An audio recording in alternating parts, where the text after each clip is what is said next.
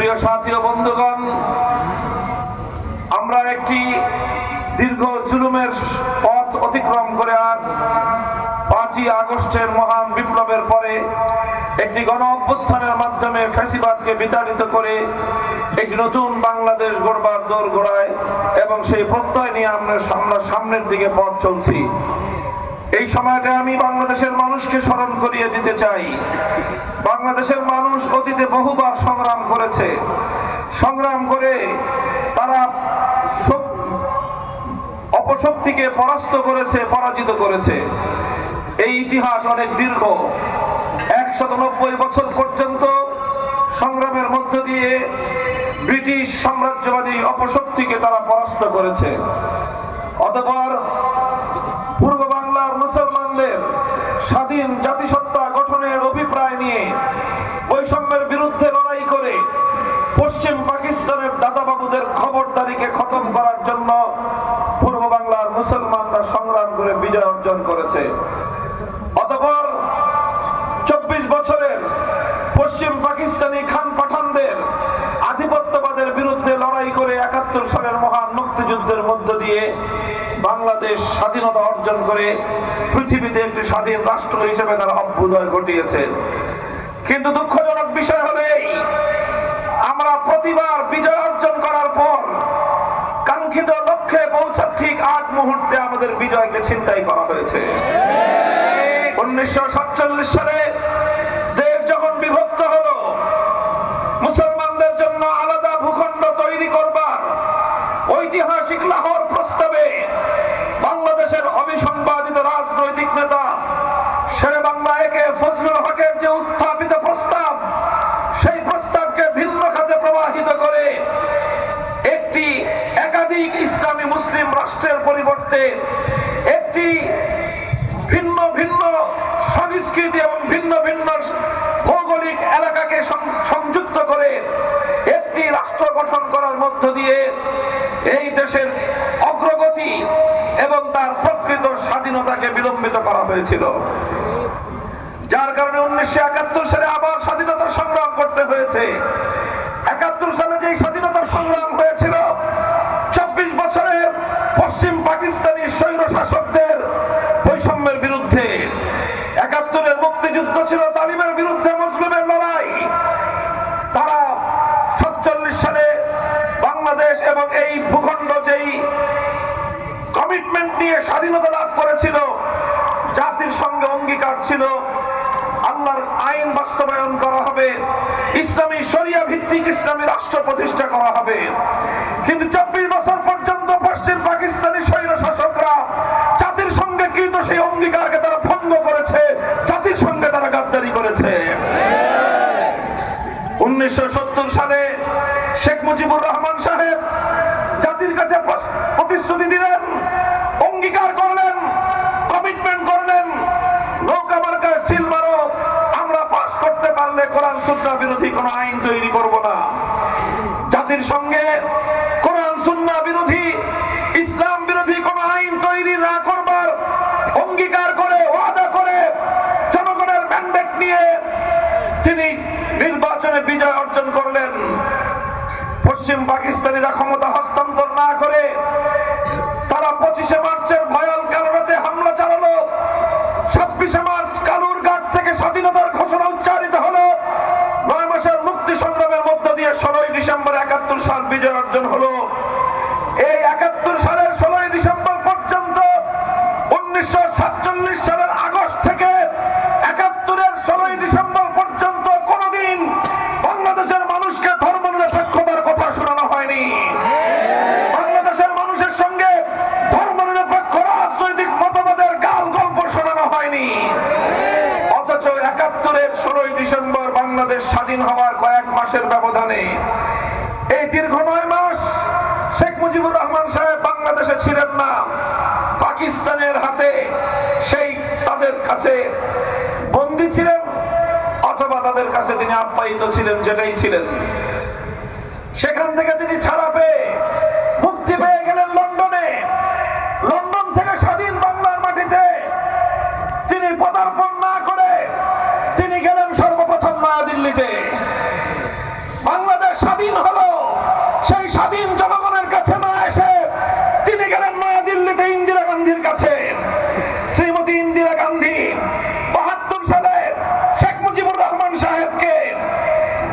ভারতীয় সংবিধানের মূল ও 4 নীতির ভিত্তিতে বাংলাদেশের সংবিধান প্রণয়ন করবার সবক পড়িয়ে দিলেন। আর সেই সবকের ভিত্তিতে ভারতীয় প্রেসক্রিপশনকে বুনিয়াদ হিসেবে ধরে নিয়ে ৭২ সালে বাংলাদেশের স্বাধীন বাংলার মাটিতে একটি সংবিধান তৈরি হলো, যেই সংবিধানের মাধ্যমে লাখো প্রাণের রক্তের বিনিময়ে অর্জিত স্বাধীন বাংলাদেশকে ভারত মাতার চরণ তলে বলি দেওয়া হয়। আমরা বলতে চাই ৭২ সালের সংবিধানের মাধ্যমে ১৯৭১-এর মুক্তিযুদ্ধের চেতনাকে হত্যা করা হয়। ৭২ সালের সংবিধানের মাধ্যমে জালিমের বিরুদ্ধে মজলুমের লড়াইয়ের সেই মাহাত্ম্যকে খর্ব করা হয়। ৭২-এর সংবিধানের মাধ্যমে বাংলাদেশের মানুষের হাজার বছরের ইচ্ছা এবং অভিপ্রায়কে গতিবে হত্যা করা হয়েছে। ৭২-এর সংবিধানের নাম দিয়ে ৭১-এর সংবিধান ৭১-এর চেতনাকে হত্যা করা হয়েছে। এভাবেই ৭১-এর চেতনার নামে বিগত ৫০ বছর পর্যন্ত আওয়ামী ফ্যাসিবাদী বাকশালী শক্তি বাংলাদেশের মানুষকে ৭২-এর চেতনা গেলাবার চেষ্টা করেছে। আমি এই অতীতের ইতিহাস স্মরণ করিয়ে দিয়ে বলতে চাই, ৪৭ সালে বিজয় অর্জন করার পরেও কাঙ্ক্ষিত লক্ষ্য আমরা অর্জন করতে পারিনি। ৭১-এর ঐতিহাসিক জুলুমের বিরুদ্ধে লড়াইয়ে মুক্তিযুদ্ধে বিজয় অর্জন করার পরে কয়েক মাসের ব্যবধানে মুক্তিযুদ্ধের অর্জনকে হাইজ্যাক করেছে, ছিনতাই করে স্বাধীন বাংলাদেশকে আরেকটি দেশের করতলগত করা হয়েছিল। আজ ২০২৪ সালে সেই ঐতিহাসিক বিজয় আমরা অর্জন করেছি, সে বিজয়কে কাঙ্ক্ষিত লক্ষ্য পর্যন্ত আমাদের পৌঁছাতে হবে। বৈষম্যের কবর তর্জনা করতে হবে, সমস্ত জুলুম এবং শাসনকে শেকড় সহ উপড়ে ফেলতে হবে। সংগ্রামী সাথী ও বন্ধুগণ, এজন্য আমরা স্পষ্ট দাবি তুলতে চাই, বিগত এই ফ্যাসিবাদী আওয়ামী দুঃশাসনকারী শক্তির প্রত্যেকটা খুনির বিচার করতে হবে। বাংলাদেশে আওয়ামী লীগের রাজনীতি চিরতরে নিষিদ্ধ করতে হবে। বিগত ফ্যাসিবাদী স্বৈরাচারী শেখ হাসিনা সরকার বাংলাদেশের প্রতিটি মানুষের উপর জুলুম চালিয়েছে, অন্যায় চালিয়েছে। সেই দেশটাকে স্বাধীন দেখতে চায়নি। প্রকৃত অর্থে ৭৫ সালের পর থেকে শেখ হাসিনা বাংলাদেশের মানুষের বিরুদ্ধে বাংলাদেশের মানুষের কাছ থেকে প্রতিশোধ গ্রহণ করবার রাজনীতি করেছেন তিনি। ৭৫ সালে তার বাবা নিহত হওয়ার পরে তিনি আন্তর্জাতিক গণমাধ্যমে বলেছিলেন, যে জাতি তার বাবাকে হত্যা করেছে তিনি তাদের কাছ থেকে প্রতিশোধ গ্রহণ করবেন। এই সাইকোপ্যাথিস্ট এই শেখ হাসিনা এরপর থেকে শুরু করেছে ষড়যন্ত্রের রাজনীতি, প্রতিশোধের রাজনীতি আর বিভাজনের রাজনীতি। এইভাবে প্রতিশোধ গ্রহণ করতে করতে সে গোটা দেশ থেকে প্রতিশোধ দিয়েছে, গোটা বাংলাদেশকে ভারতের অঙ্গরাজ্যে পরিণত করবার পায়তারা চালিয়েছে। প্রতিশোধ নিতে নিতে স্বয়ং আওয়ামী লীগের কাছ থেকেও সে প্রতিশোধ গ্রহণ করেছে। আওয়ামী লীগের মধ্যে যদি কোনো বিবেকবান চিন্তাশীল মানুষ থেকে থাকে, তাদেরকে আমি একটু চিন্তা করার আহ্বান জানাই। আপনারা লক্ষ্য করে দেখুন, শেখ হাসিনা অনুভব করতে পেরেছিল অবশ্যই বাংলাদেশের অনেকগুলো শক্তিশালী রাষ্ট্রীয় গোয়েন্দা সংস্থা আছে। এরপরে শোনা যায় আওয়ামী লীগের নেত্রী শেখ হাসিনার নিজস্ব আরেকটা প্রধানমন্ত্রীর কার্যালয় এবং গণভবন কেন্দ্রিক নিজস্ব একটা গোয়েন্দা সিস্টেম তার ছিল। আর এরপরে যেই দেশের পারপাস সে সার্ভ করেছে, সেই দেশের শক্তিশালী গোয়েন্দা নেটওয়ার্ক বাংলাদেশের সর্বস্তরেই বিস্তৃত ছিল। এই সকল গোয়েন্দা নেটওয়ার্কগুলো অবশ্যই তাকে আগাম সতর্ক করেছিল যে তোমার ক্ষমতার মসনদ আর টিকবে না। অবশ্যই করেছিল। আগস্ট মাসের শুরু থেকেই যখন তার ক্ষমতা যায় অবস্থা, এই সংবাদগুলো শেখ হাসিনা যে টের পায় না এই ব্যাপারটা এমন হতে পারে না। সে অবশ্যই আগাম অনুমান করেছিল, তার কাছে সংবাদ পৌঁছেছিল। সংবাদ পেয়ে সে কি করেছে? তিনি তার পরিবারের নিরাপত্তা চিন্তা করেছেন। তিনি তার ছেলে মেয়েকে আগে নিরাপদ স্থানে পাঠিয়েছেন। এরপরে তার পরিবারের ছোট একটা বোন তার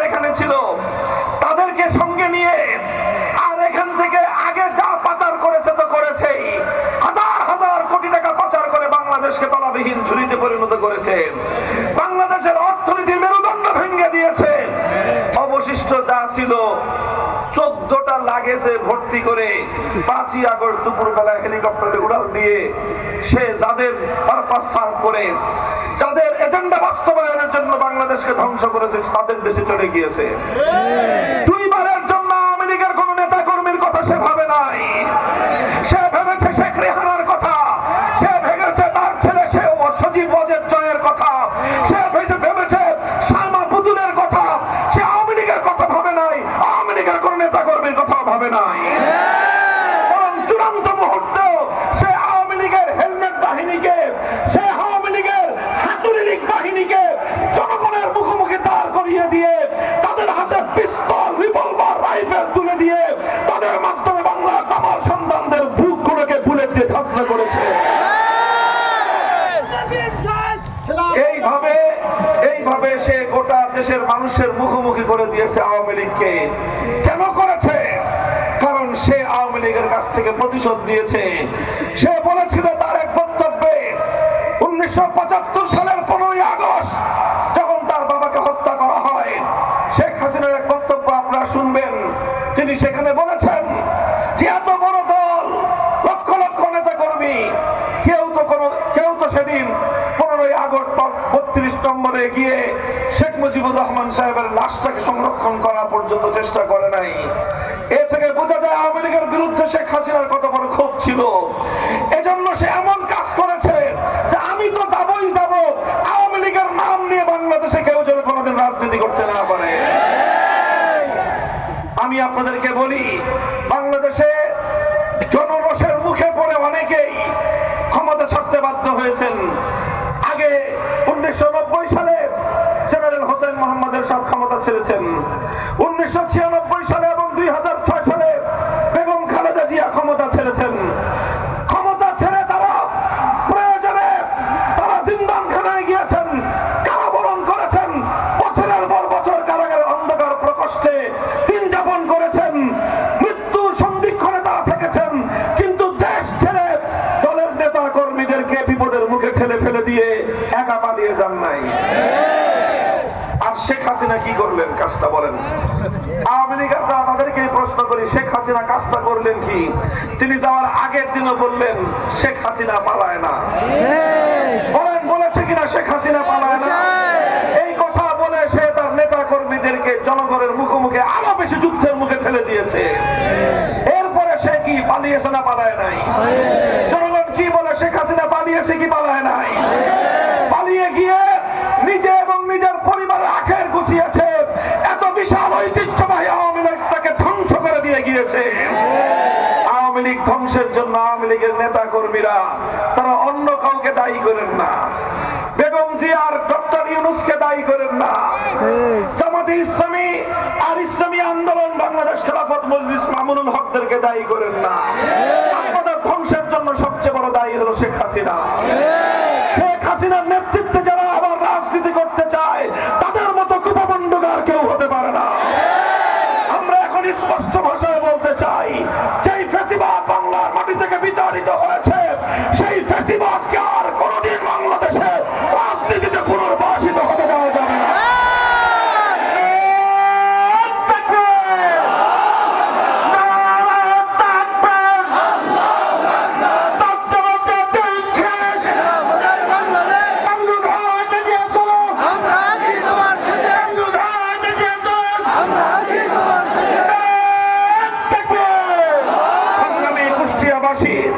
আপনাদের কাছে আমাদের উদাত্ত আহ্বান, এই বিগত দীর্ঘ তিক্ত অভিজ্ঞতাকে সামনে রেখে আজ আমরা দায়িত্বহীন ভাষায় বলতে চাই, বাংলাদেশে বিগত 53 বছর বাংলাদেশের আমল, 24 বছর পাকিস্তানের আমল, 77 বছরের সমস্ত বঞ্চনার এবার কবর রচনা করতে হবে।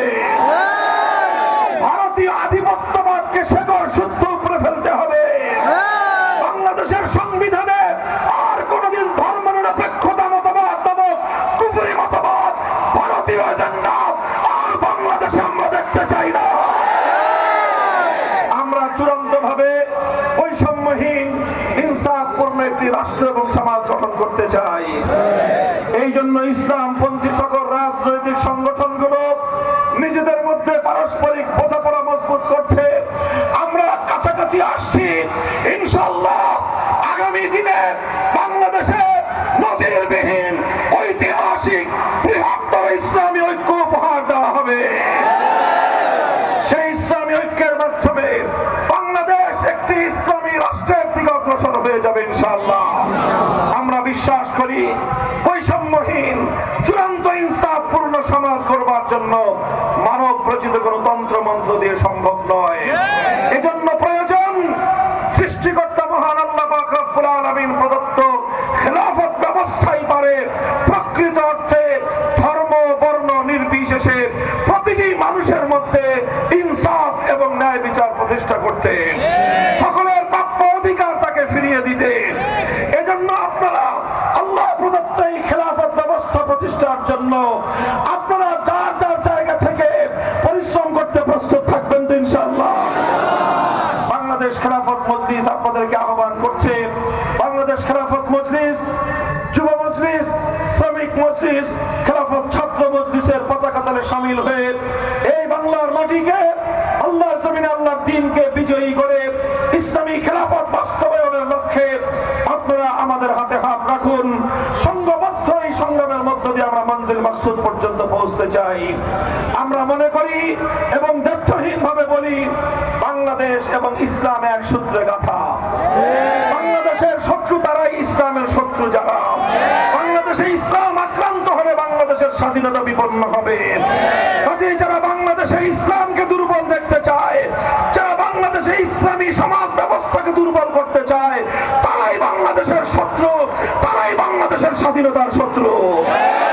আসুন এই বাংলাদেশ বিরোধী, স্বাধীনতা বিরোধী, ইসলাম বিরোধী অপশক্তিকে মোকাবেলা করবার মধ্য দিয়ে দেশ জাতির কল্যাণে আমরা একটি কল্যাণমূলক ইসলামী রাষ্ট্র প্রতিষ্ঠার এই অব্যাহত সংগ্রামে সামিল হই।